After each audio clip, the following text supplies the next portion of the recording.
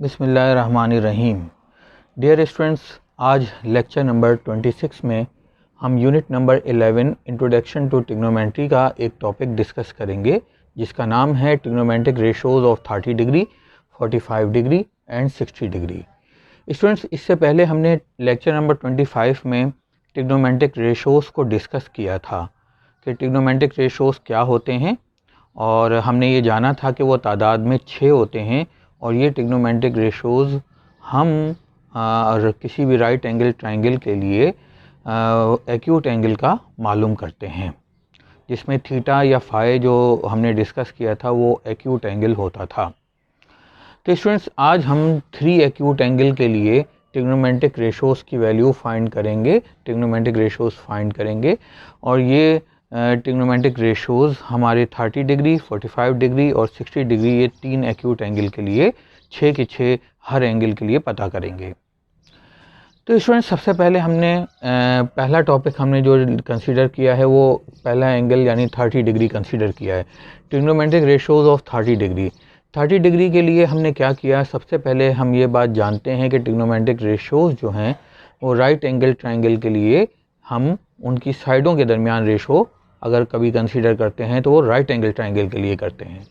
तो इसीलिए हम सबसे पहले कंसीडर करेंगे राइट एंगल ट्रायंगल ABC, इन विच हमने एक राइट एंगल ट्रायंगल कंसीडर किया जिसके अंदर मेजरमेंट एंगल C को मैंने यहाँ पर 90 डिग्री का रखा है, और चूंकि मैं 30 डिग्री का मालूम कर रहा हूँ ट्रिग्नोमेट्रिक रेशोज़, तो एक एंगल मैंने 30 डिग्री का रखना है, तो मैंने एंगल A को 30 डिग्री का रखा है। अब हम जैसे इस डायग्राम में ये बात जानते हैं कि A वर्टेक्स के अपोजिट साइड की लेंथ को स्मॉल a से रिप्रेजेंट किया जाता है, और B वर्टेक्स की अपोजिट साइड की लेंथ को स्मॉल b से रिप्रेजेंट किया जाता है, और C वर्टेक्स की अपोजिट साइड की लेंथ को हम स्मॉल c से रिप्रेजेंट करते हैं। तो यही बात हम यहाँ पे लिख लेते हैं कि मेजरमेंट AB जो है उसकी लेंथ इक्वल है C के, मेजरमेंट BC की जो लेंथ है वो इक्वल है A के, और मेजरमेंट CA की जो लेंथ है वो इक्वल है B के, जिस तरह आपको इस डायग्राम में नज़र आ रहा है। अब स्टूडेंट्स, ये बात हमेशा याद रखिएगा कि 30 डिग्री के एंगल में जब भी राइट एंगल ट्रायंगल हो तो 30 डिग्री के जो अपोजिट साइड होती है उस साइड की लेंथ हाइपोटेन्यूस की लेंथ के हाफ होती है। ये बात आपने याद रखना है। तो ये बात हम लिख भी लेते हैं, in right angle triangle,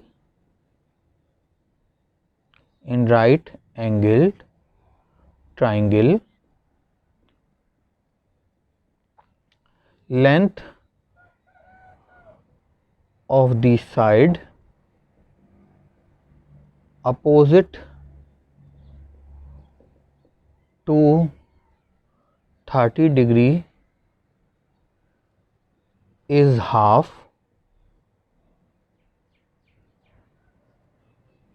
to the length of hypotenuse। तो हमने कहा कि 30 डिग्री की अपोजिट जो साइड होती है उसकी लेंथ हाफ होती है हमारी हाइपोटेन्यूस की लेंथ के। अगर स्टूडेंट्स मैं 30 डिग्री की अपोजिट साइड को कंसीडर करूं कि वो 1 के इक्वल है, तो हाइपोटेन्यूस यानी 90 डिग्री के जो अपोजिट साइड है जो हमारी हाइपोटेन्यूस कहलाती है उसकी लेंथ क्या हो जाएगी, इसकी डबल। यानी अगर ये 1 है तो ये 2 हो जाएगी, अगर ये 2 है तो ये 4 हो जाएगी, अगर ये 3 है तो ये 9 हो जाएगी, तो 6 हो जाएगी, तो यानी डबल हो जाएगी। तो स्टूडेंट्स, आपने याद रखना है कि आप यहाँ कोई भी लेंथ ले सकते हैं, लेकिन ये बात याद रखना है कि जो भी लेंथ लेंगे उसका डबल यहाँ पे लेना होगा। तो मैंने अपनी आसानी के लिए इसको 1 कंसीडर किया है, तो इसका डबल यहाँ पे 2 मैंने हाइपोटेन्यूस में लिख लिया है। तो मैं अब यहाँ पे यही बात ये वर्ड्स में भी लिख लूँगा। तो मैं कहूँगा, so if A is equal to 1 then C is equal to 2। तो हमने कहा अगर A जो है वो 1 के इक्वल है तो C जो है वो 2 के इक्वल है। तो अगर अब इस राइट एंगल ट्रायंगल में गौर से देखें तो हमारे सामने हमें पता है कि परपेंडिकुलर जो है वो रेफरेंस एंगल के अपोजिट साइड को कहते हैं, और हमारा रेफरेंस एंगल 30 डिग्री का एक्यूट एंगल है, तो उसके अपोजिट साइड परपेंडिकुलर कहलाई और उसकी वैल्यू हमें 1 दी हुई है। और 90 डिग्री के जो अपोजिट साइड है उसको हाइपोटेन्यूस कहते हैं, और उसको C से रिप्रेजेंट किया और उसकी वैल्यू हमारे पास 2 है। लेकिन जो साइड रह जाती है यानी ये वाली साइड, इसकी लेंथ हमें अभी नहीं पता। हमें सिर्फ ये पता है कि जो बेस है, जो रह जाने वाली साइड है उसे बेस कहते हैं, और बेस जो है उसकी लेंथ को B रिप्रेजेंट कर रहा है, लेकिन हमें उसकी वैल्यू अभी नहीं पता कि वो क्या है। तो सबसे पहला काम ये करेंगे कि फाइथागोरस थ्योरम को इस्तेमाल करते हुए हम पहले बेस मालूम करेंगे। तो यूजिंग फाइथागोरस थ्योरम, जो हमने 9.1 एक्सरसाइज में सीखा था, तो जिसके मुताबिक हाइपोटेन्यूस का स्क्वायर जो होता है वो इक्वल होता है बेस के स्क्वायर के और प्लस परपेंडिकुलर के स्क्वायर के। अब वैल्यूज़ रखेंगे। हाइपोटेन्यूस की वैल्यू है 2, बेस की वैल्यू हम खुद मालूम कर रहे हैं, परपेंडिकुलर की वैल्यू है 1। तो ये हमारे पास हो गया 4 - 1 = b का स्क्वायर, और b स्क्वायर = 3 हो गया, और ख़ाली b जो है वो स्क्वायर रूट बोथ साइड लेने के बाद हमारे पास ख़ाली b हो गया √3 के इक्वल। तो अब हमें हर चीज़ पता चल गई है, यानी अब हमें पता चल गया है कि बेस क्या है, √3 के इक्वल है, बेस जो है वो b है। स्टूडेंट्स, ये पॉज करके आप लोग ये तमाम बातें नोट कर लें, अभी ये हमारा टॉपिक कंटिन्यू है। अब हमें चूँकि परपेंडिकुलर, हाइपोटेन्यूस और बेस तीनों चीज़ें पता चल गई हैं, तो अब हम ट्रिग्नोमेट्रिक रेशोज़ की वैल्यू फाइंड करने जा रहे हैं। तो आप ये नोट कर लीजिएगा।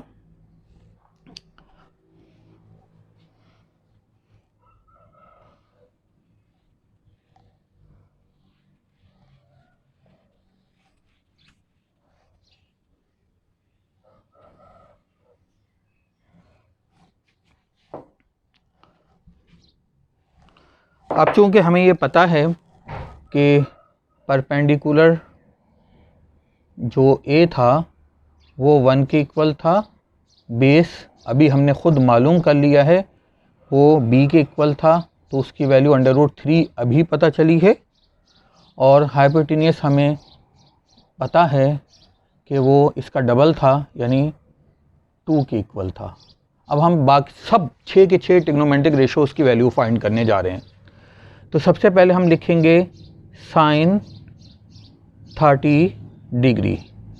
तो साइन 30 डिग्री में आपको पता है साइन जो होता है वो इक्वल होता है परपेंडिकुलर अपॉन हाइपोटेन्यूस के इक्वल होता है। तो स्टूडेंट्स, परपेंडिकुलर की वैल्यू है 1 और हाइपोटेन्यूस की वैल्यू है 2। तो इस तरह हमें पता चल गया कि साइन 30 जो है वो 1/2 के इक्वल होता है। तो कॉस 30 किसके इक्वल होता है? तो cos 30 is equal to, formula है उसका बेस अपॉन हाइपोटेन्यूस। तो बेस की वैल्यू हमारे पास √3 है और हाइपोटेन्यूस की वैल्यू हमारे पास 2 है। तो ये फार्मूला आपने याद रखने हैं जो लेक्चर नंबर 25 में डिस्कस हुए हैं। इसके बाद है टेंजेंट 30 डिग्री, वो इक्वल है परपेंडिकुलर अपॉन बेस के, और वो हमारे पास परपेंडिकुलर की वैल्यू 1 है और बेस की वैल्यू √3 है। तो इस तरह हमें साइन 30, कॉस 30 और टेन 30 की वैल्यू मिल गई। अब स्टूडेंट्स, हम जानते हैं कि लेक्चर नंबर 25 से कि साइन का रेसिप्रोकल कोसेकेंट होता है। तो हमने या कॉसेक इसे शॉर्ट फॉर्म में लिखते हैं।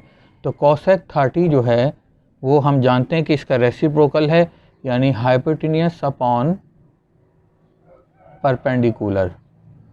तो वो क्या बन जाएगा? 2/1 का मतलब 2। और कॉस का रेसिप्रोकल होता है सीकेंट। तो सीकेंट 30 अगर कॉस है बेस अपॉन हाइपोटेन्यूस के, तो सीकेंट 30 हाइपोटेन्यूस अपॉन बेस के इक्वल है। तो ये हो जाएगा 2/√3। तो ये हो गया 2/√3। इसके बाद टेंजेंट 30 वो परपेंडिकुलर अपॉन बेस है, तो टेंजेंट का रेसिप्रोकल होता है कोटेंजेंट, जिसको शॉर्ट फॉर्म में कॉट थीटा या कॉट 30 हम यहाँ पर कंसीडर कह रहे हैं। तो tan का रेसिप्रोकल कॉट होता है। तो tan अगर परपेंडिकुलर अपॉन बेस है तो कॉट हो गया बेस अपॉन परपेंडिकुलर, और ये √1/√3 है तो ये बन जाएगा √3/1 यानी खाली √3। तो इस तरह हमने स्टूडेंट्स अपना पहला 30 डिग्री के लिए 6 के 6 ट्रिग्नोमेट्रिक रेशोज़ की वैल्यू फाइंड कर ली है। इसे आप इन तमाम वैल्यूज़ को आपने ज़बानी याद रखना है, क्योंकि ये हम सवालों में वैल्यूज़ को इस्तेमाल करेंगे। तो आपने मैं जब याद किया हुआ होगा तो फ़ौरन उसकी वैल्यू आप लिख लेंगे। तो अगर ये पूछा जाए कि sin 30 किसके इक्वल है तो आपको पास जवाब होगा कि वो 1/2 के इक्वल है। अगर पूछा जाए कि tan 30 किसके इक्वल है तो आपके पास जवाब होगा कि 1/√3 के इक्वल है। इसी तरह secant 30 किसके इक्वल है तो आप कहेंगे कि 2/√3 के इक्वल है। अगर आपको ये बाकी तीन याद नहीं है लेकिन ये पता है कि साइन का रेसिप्रोकल कोसिकेंट है, तो आपको अगर साइन की वैल्यू याद है तो उसका रेसिप्रोकल आपने बोल देना है कि वो वैल्यू 2 यानी 1/2 का रेसिप्रोकल 2 है। तो स्टूडेंट्स अब हम सीखने जा रहे हैं अगले अपने ट्रिग्नोमेट्रिक रेशोज़ यानी 45 डिग्री के लिए। ये आप पॉज करके तमाम चीज़ें नोट कर लें, पॉज करके नोट कर लें।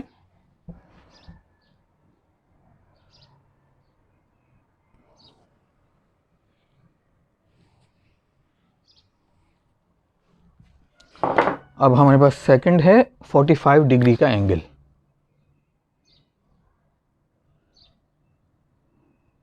तो वही काम करेंगे, consider a right angle triangle, right angled triangle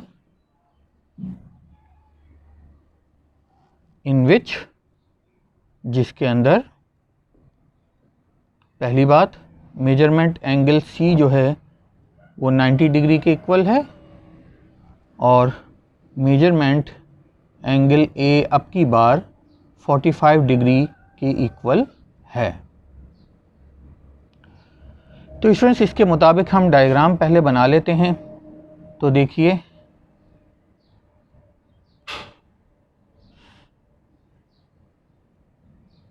ये एक 90 डिग्री का एंगल है, A, B और ये C। A जो है हमने 45 डिग्री का एंगल रखा है। A के अपोजिट साइड की लेंथ को A, B के अपोजिट साइड की लेंथ को B और C के अपोजिट साइड की लेंथ को C से रिप्रेजेंट किया। यही बात यहाँ पे लिख भी दी। AB जो है वो C के इक्वल है, BC जो है वो A के इक्वल है, CA जो है वो B के इक्वल है। अब स्टूडेंट्स हम ये बात जान रहे हैं कि ये 45 डिग्री का एंगल है। तो एक बात आपने ज्योमेट्री की याद रखनी है कि ट्रायंगल के तीनों एंगल का जो सम होता है वो 180 डिग्री होता है। तो देखें अगर ये एंगल 90 डिग्री है तो इसका मतलब है कि इन दो एंगल का सम 90 डिग्री होगा जब भी ये तीनों मिलकर 180 डिग्री बनाते हैं।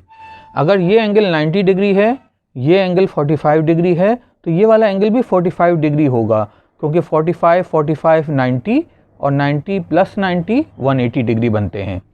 तो हमने ये बात जानी कि जब ये 45 डिग्री है तो ये भी 45 डिग्री है। तो इसका मतलब ये हुआ कि अगर A के अपोजिट जो साइड है उसकी लेंथ और B के अपोजिट जो साइड है उसकी लेंथ, दोनों की लेंथ राइट एंगल ट्रायंगल में सेम होगी। तो हम यहाँ पे लिखेंगे in right angle triangle, in right angle triangle, right angle triangle के अंदर if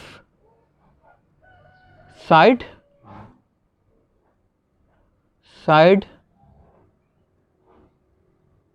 if measurement angle A जो है वो 45 डिग्री है, देन मेजरमेंट एंगल बी जो है वो भी 45 डिग्री होगा and length of the sides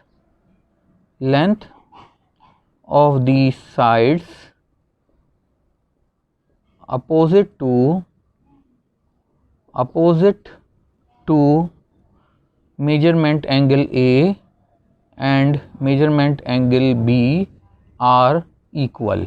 तो ये दोनों इक्वल होंगी क्योंकि राइट एंगल ट्रायंगल के सेम मेजरमेंट के एंगल के अपोजिट साइड्स हैं। तो हम लिखेंगे कि लेट ए यानी एंगल ए के अपोजिट साइड अगर वो 1 के इक्वल है देन एंगल बी के अपोजिट साइड भी 1 के इक्वल होगी। अब ये बात हम अपनी डायग्राम में भी लिख लेते हैं कि अगर ए 1 के इक्वल है 45 डिग्री के अपोजिट, तो ये भी 45 डिग्री के अपोजिट 1 के ही इक्वल होगा। अगर आपने 2 के इक्वल लिया है तो फिर दूसरा भी 2 के ही इक्वल होगा। यह आपकी अपनी मर्ज़ी है कि आप 1 लें, 2 लें या 3 लें, जो भी लें, लेकिन जो ए है वही वैल्यू बी की भी होगी। अब आ जाते हैं हम यहाँ पर कि हमें परपेंडिकुलर यानी ए की वैल्यू पता है वो 1 है क्योंकि रेफरेंस एंगल के अपोजिट साइड की लेंथ को परपेंडिकुलर कहते हैं। 90 के अपोजिट साइड की लेंथ को हाइपोटेन्यूस कहते हैं और वो हमें नहीं पता, जबकि बेस हमें पता है कि जो साइड रह जाती है वो बेस कहलाती है और उसकी वैल्यू हमारे पास 1 हमें पता है।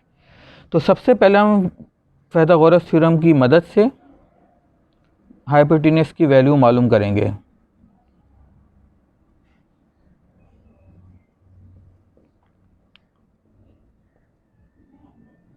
तो पाइथागोरस थ्योरम में आप जानते हैं कि हाइपोटेन्यूस का स्क्वायर इक्वल होता है बेस के स्क्वायर के और प्लस परपेंडिकुलर के स्क्वायर के। ये आपको पहले से याद है, आप चाहे फार्मूला लिखें या दोबारा ना लिखें।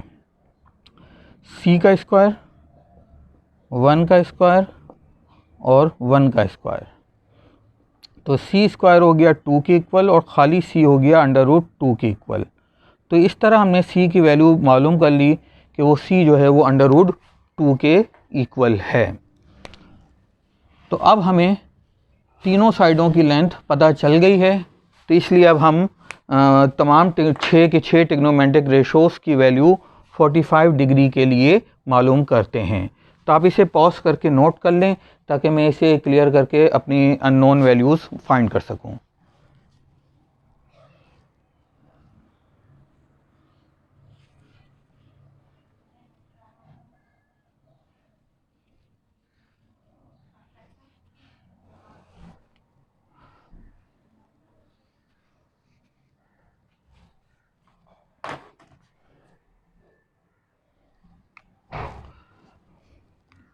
तो अब हमें पता है कि परपेंडिकुलर जो है वो ए है और उसकी वैल्यू 1 है, बेस जो है वो बी है और उसकी वैल्यू भी 1 है, और हाइपोटेन्यूस जो है वो सी है और उसकी वैल्यू √2 है। तो अब हम तमाम ट्रिग्नोमेट्रिक रेशोज़ की वैल्यू फाइंड करते हैं। साइन 45 डिग्री हम जानते हैं कि परपेंडिकुलर अपॉन हाइपोटेन्यूस के इक्वल होता है। तो परपेंडिकुलर यानी ए, हाइपोटेन्यूस यानी सी, तो इसकी वैल्यू बन गई 1/√2। कॉस 45 हम जानते हैं कि कॉस जो होता है वो इक्वल होता है बेस अपॉन हाइपोटेन्यूस के। तो बेस है बी और हाइपोटेन्यूस है सी, तो बी की वैल्यू है 1 और हाइपोटेन्यूस की वैल्यू है √2। इसके बाद टेंजेंट की वैल्यू क्या है? तो टेंजेंट 45 डिग्री हमारे पास टेंजेंट होता है परपेंडिकुलर अपॉन बेस के इक्वल। तो परपेंडिकुलर है ए और बेस है बी, ए की वैल्यू 1 और बी की वैल्यू 1, तो जवाब आया 1। अब आप जानते हैं कि ये 3 ट्रिग्नोमेट्रिक रेशोज़ का रेसिप्रोकल बाकी 3 होते हैं। तो साइन का रेसिप्रोकल होता है कोसिकेंट 45 डिग्री। तो हम जानते हैं कि अगर साइन a/c के इक्वल है तो ये c/a के इक्वल होगा। यानी √2/1, यानी दूसरे लफ्ज़ों में खाली √2 के इक्वल। तो cos 45 का cos का रेसिप्रोकल होता है सीकेंट, तो सीकेंट 45 डिग्री, अगर ये b/c के इक्वल है तो ये c/b के इक्वल होगा, यानी √2/1 के इक्वल होगा, और ये खाली √2 के इक्वल होगा। टेंजेंट का रेसिप्रोकल होता है कोटेंजेंट, यानी cot 45 डिग्री, तो वो अगर tan a/b के इक्वल है तो ये b/a के इक्वल, और वो ये है 1 के इक्वल, तो 1 का रेसिप्रोकल भी 1 ही होता है। तो इस तरह हमने 6 के 6 ट्रिग्नोमेट्रिक रेशोज़ की वैल्यू 45 डिग्री एंगल के लिए फाइंड कर ली। तो स्टूडेंट्स आपने पॉज करके ये नोट कर लेना है और साथ ही साथ इन वैल्यूज़ को याद करना है, ताकि जब हम सवालों में इन वैल्यूज़ की ज़रूरत जहाँ पड़ेगी वहाँ हम इन वैल्यूज़ को अपनी मेमोरी से का इस्तेमाल करते हुए इसको इन वैल्यूज़ का इस्तेमाल करेंगे। यानी अगर हमें ज़रूरत पड़ी कि भाई cos 45 डिग्री किसके इक्वल है, तो आपको याद होना चाहिए कि वो 1/√2 के इक्वल है। टेंजेंट 45 डिग्री किसके इक्वल है, तो आपको याद होना चाहिए कि वो 1 के इक्वल है, एंड सो ऑन। अब हम आज के लेक्चर के लास्ट टॉपिक की तरफ जा रहे हैं, यानी 60 डिग्री के एंगल के लिए हम तमाम ट्रिग्नोमेट्रिक रेशोज़ 6 के 6 ट्रिग्नोमेट्रिक रेशोज़ की वैल्यू फाइंड आउट करेंगे।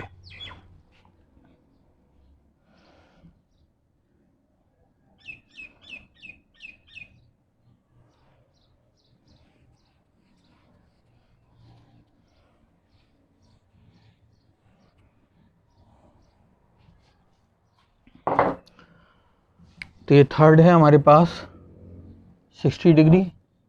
इसके लिए भी वही बात करेंगे, कंसीडर करेंगे एक right angle triangle, consider a right angle triangle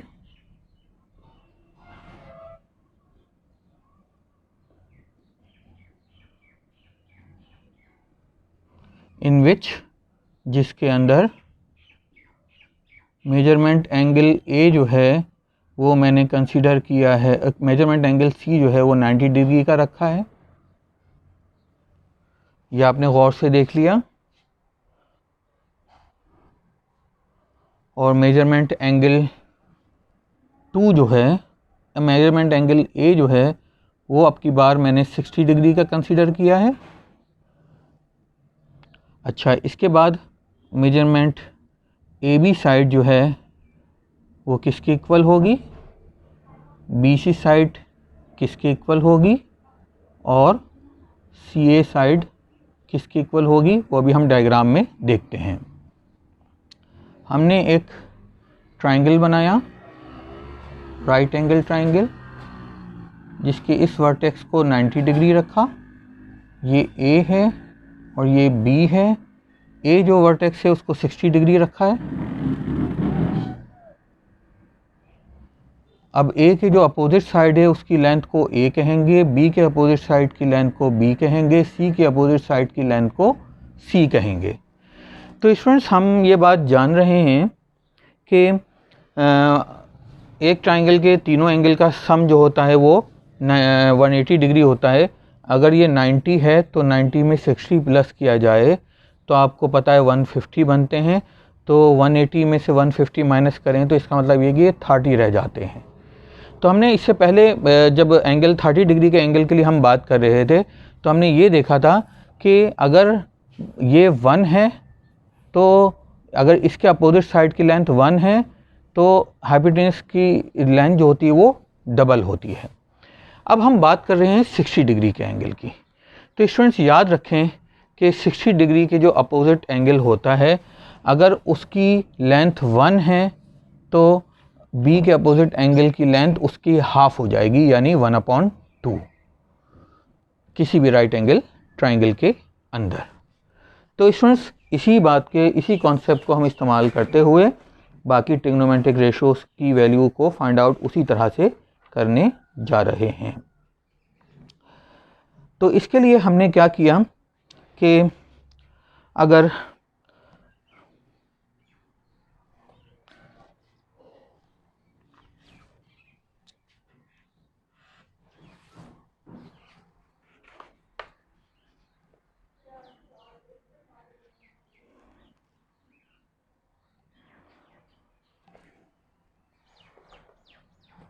हमने कंसीडर किया कि जैसे ए बी साइड जो है उसकी लेंथ सी है, तो यहाँ सी लिखा, बी सी साइड की लेंथ ए है और सी ए साइड की लेंथ हमने बी कंसीडर की हुई है।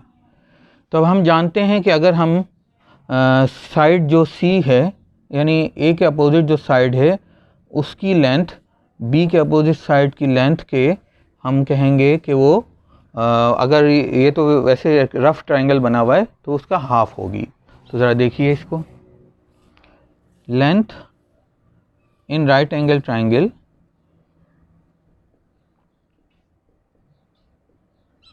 Angled triangle right angle triangle के अंदर हमने यह देखा था कि ये 30 डिग्री के अपोजिट साइड थी, तो अगर 1 थी तो ये 2 थी।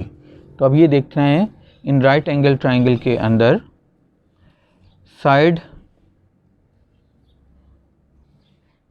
अपोजिट टू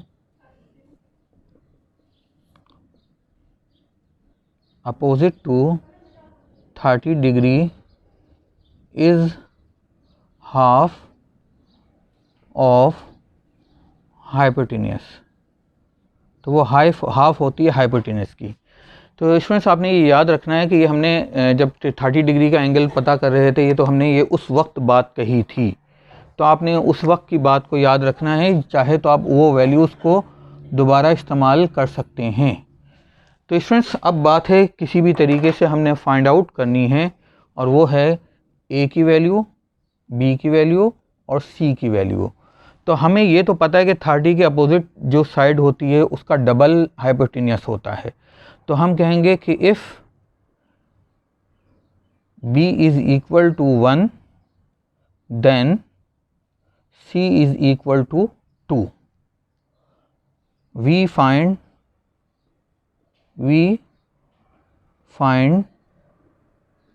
a, हम a को फाइंड करेंगे। तो स्टूडेंट्स अब ज़रा आपने गौर से देखना है कि a हमारे पास क्या है। अब a की लेंथ को अगर हम सामने रखें, इस 30 डिग्री को एंगल को रखते हुए, हमने जब 30 डिग्री के लिए किया था तो ये जवाब हम पहले पता कर चुके हैं। तो हाइपोटेन्यूस का स्क्वायर यूजिंग पाइथागोरस थ्योरम, तो पाइथागोरस थ्योरम को हम इस्तेमाल करेंगे जिसके मुताबिक हाइपोटेन्यूस का स्क्वायर, तो हाइपोटेन्यूस क्या है c, और हमने यहाँ पर c को b को अगर हमने 1 रखा है तो c जो होगा वो 2 हो जाएगा। तो हम ये कहेंगे कि साइड जो 30 डिग्री के अपोजिट है अगर वो 1 है तो हाइपोटेन्यूस की लेंथ डबल होगी। तो ये बात हम पहले से 30 डिग्री के एंगल के लिए जब मालूम कर रहे थे उस वक्त भी पता थी। तो हमने लिखा कि हाइपोटेन्यूस का स्क्वायर होता है बेस के स्क्वायर के और प्लस परपेंडिकुलर के स्क्वायर के। अभी अगर मैं 30 डिग्री को फोकस करूं तो इसको रेफरेंस एंगल जानते हुए परपेंडिकुलर है b की वैल्यू, हाइपोटेन्यूस है 2c की वैल्यू, तो परपेंडिकुलर है हमारे पास b की वैल्यू यानी 1 और बेस जो है वो इस हवाले से a की वैल्यू है। तो ये बन गया 4 - 3 = a का स्क्वायर, और हम पहले ही पता कर चुके हैं कि भाई a जो है वो फिर क्या हमारे पास इक्वल आ गया, ये 1 है, 1 इधर चला गया तो यहाँ पे 3 रह गया और a खाली जो हो गया वो √3 के इक्वल आ गया। ये हम पहले भी ये प्रोसेस 30 डिग्री के एंगल के लिए जब सॉल्यूशन कर रहे थे तो उस वक्त हमने किया था। तो हमने यहाँ लिखा कि भाई फिर a जो है वो 30 डिग्री √3 के इक्वल है। अब हमें तीनों साइडों की लेंथ पता है। अगर हम यहाँ देखें तो ये पॉज करके आप नोट कर लें। नोट करने के बाद हम आगे 6 के 6 ट्रिग्नोमेट्रिक रेशोज़ की वैल्यू फाइंड करने जा रहे हैं 60 डिग्री के एंगल के लिए।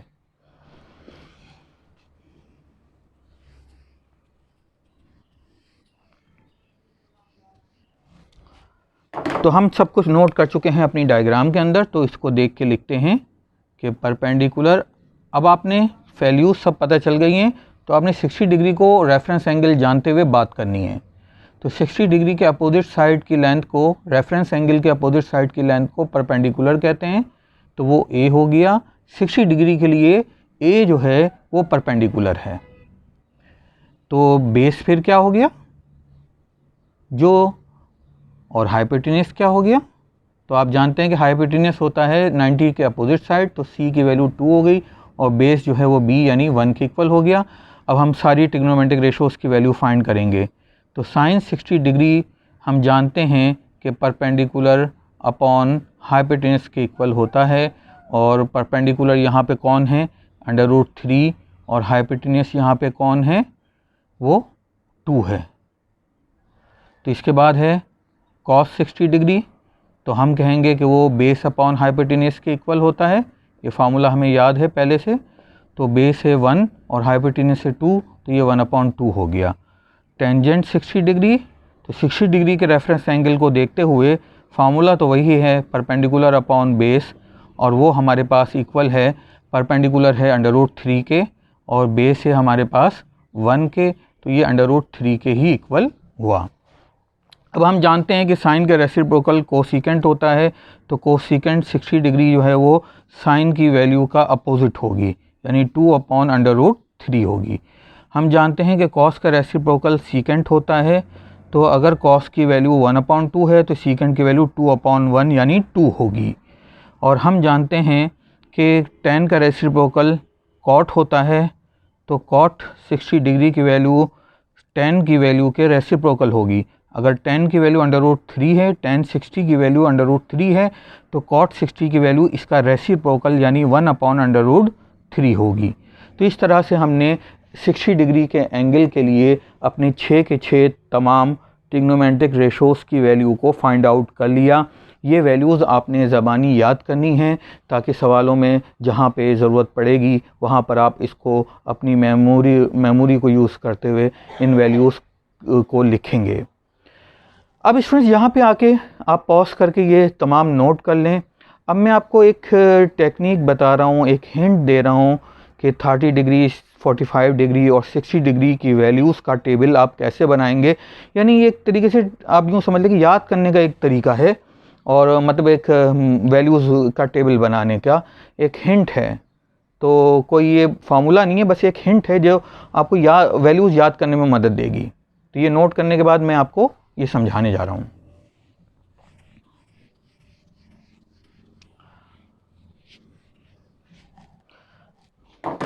तो सबसे पहले देखें मैं यहाँ क्या लिख रहा हूँ।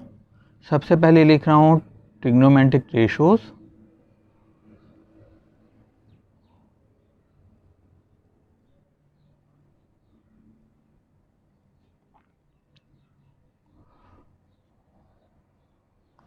तो देखें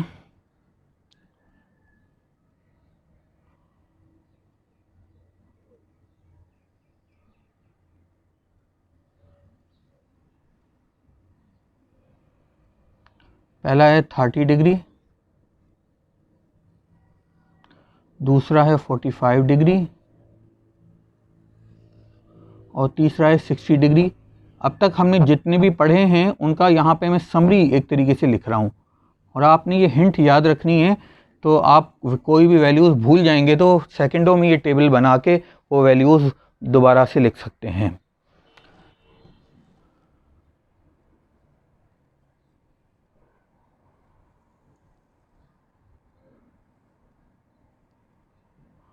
तो सबसे पहले है हमारे पास साइन थीटा,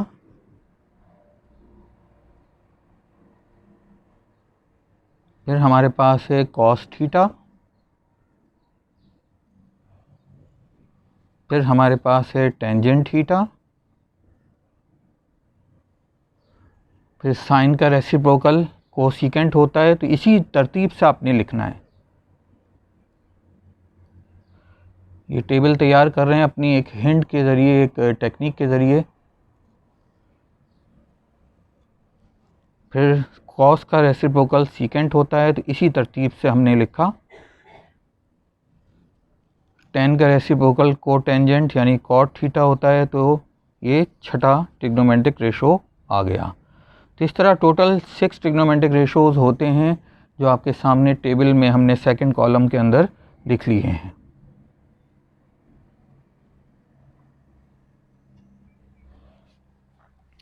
अब स्टूडेंट्स मैं आपको एक रफ़ आइडिया दे रहा हूँ कि ये वैल्यूज़ आपने कैसे याद रखनी है। सबसे पहले आप 1 2 3 गिनती लिखें, 1 2 और 3। अब हर एक के नीचे आप 4 4 लिखें, 4 4 4। अब आप हर एक के ऊपर स्क्वायर रूट बनाएं,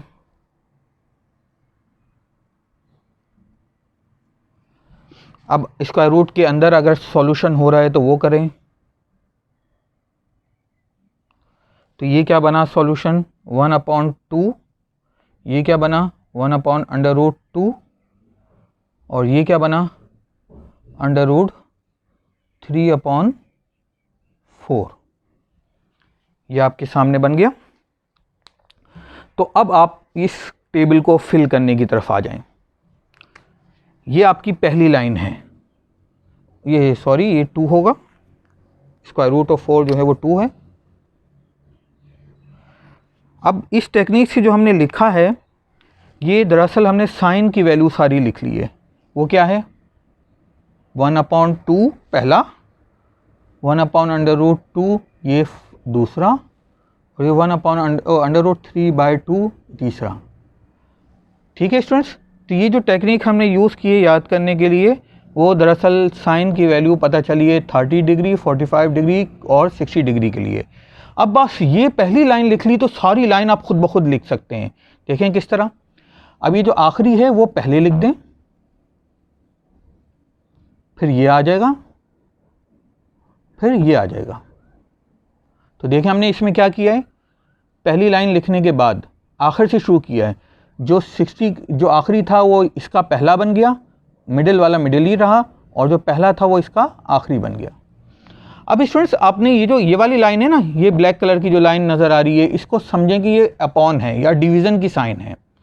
तो देखें डिनोमिनेटर को डिनोमिनेटर से कैंसिल करें अपने जहन के अंदर, तो 2 2 से कैंसिल हो गया, बन गया 1/√3। तो ये इसकी वैल्यू हो गई। ये टोटल सेम है तो ये टोटल कैंसिल हो गया तो जवाब आ गया 1। ये डिनोमिनेटर से कैंसिल हुआ तो 2 2 से कैंसिल होकर बन गया √3/1। तो इस वाली लाइन को, ये जो लाइन है इसको आपने यूँ समझें अपने जहनों में कि एक फ्रैक्शन है। ये जो मैं लाइन स्पेशली डिज़ाइन लिख रहा हूँ ये समझें कि एक फ्रैक्शन है या डिवीज़न की साइन है, यूँ समझ लें। तो देखें ये 2 और 2 कैंसिल तो √3/1 का मतलब √3। तो इस तरह हमने ये सीखा। तीसरी लाइन भी लिख ली हमने। अब आप जानते हैं कि कोसिकेंट जो है वो साइन का रेसिप्रोकल है, तो साइन की वैल्यू अगर 1/2 है तो कोसिकेंट की 2/1 यानी 2 के इक्वल होगी। 1/√2 है तो 1√2/1 का मतलब √2 होगी। √3/2 के इक्वल है तो इसका रेसिप्रोकल यानी 2/√3 होगी। अब कॉस के लिए देखिए, कॉस की वैल्यू अगर √3/2 है तो हम इसका रेसिप्रोकल 2/√3 लिखेंगे क्योंकि कॉस का रेसिप्रोकल सीकेंट होता है। 1/√2 है तो ये √2/1 का मतलब √2 है। ये अगर 1/2 है तो इसका रेसिप्रोकल 2/1 होगा यानी खाली 2 लिखा जाएगा। अब tan का रेसिप्रोकल cot होता है तो tan की वैल्यू अगर 1/√3 है तो इसका रेसिप्रोकल हो गया √3/1 यानी √3। 1 का रेसिप्रोकल 1 ही होगा, √3 का रेसिप्रोकल 1/√3 होगा। तो स्टूडेंट्स देखें अभी तो ये मैं आपको समझा रहा था जिसमें टाइम लगा, ये तो आप सेकंडों में टेबल बना सकते हैं। तो अगर वैल्यूज़ आपको याद ना रहें, ज़बानी याद ना रहें, तो आप रफ वर्क के अंदर सेकंडों के अंदर इस टेक्निक की मदद से, जो मैं टेक्निक आपको मैंने सिखाई है, आप इसको रिवाइंड करके इसको देख सकते हैं। तो इस टेक्निक के ज़रिए आप फ़ौरन पूरा का पूरा टेबल बना लेंगे। तो ये सारा का सारा टेबल दरअसल अभी हमने थोड़ी देर पहले ये सारी वैल्यूज़ वो थ्योरेटिकली मालूम करना सीखी थी कि थ्योरेटिकली ये कैसे फाइंड आउट हमने की है, और यहाँ हमने याद रखने की एक टेक्निक के तौर पर ये टेबल बनाया है। तो यहाँ पे आके हमारा लेक्चर नंबर 26 जिसके अंदर हमने ट्रिग्नोमेट्रिक रेशोज़ की वैल्यू मालूम की 3 एक्यूट एंगल यानी 30, 45 और 60 डिग्री के लिए, ये हमने किया। तो स्टूडेंट्स आज का जो कुछ काम किया है उसे आपने अपनी नीट जो कॉलेज की नीट कॉपी है मैथ की उसके ऊपर नोट करना है और इन सब को याद भी करना है, इसकी प्रैक्टिस भी करनी है क्योंकि ये एग्ज़ाम में आ सकता है सब कुछ। शुक्रिया।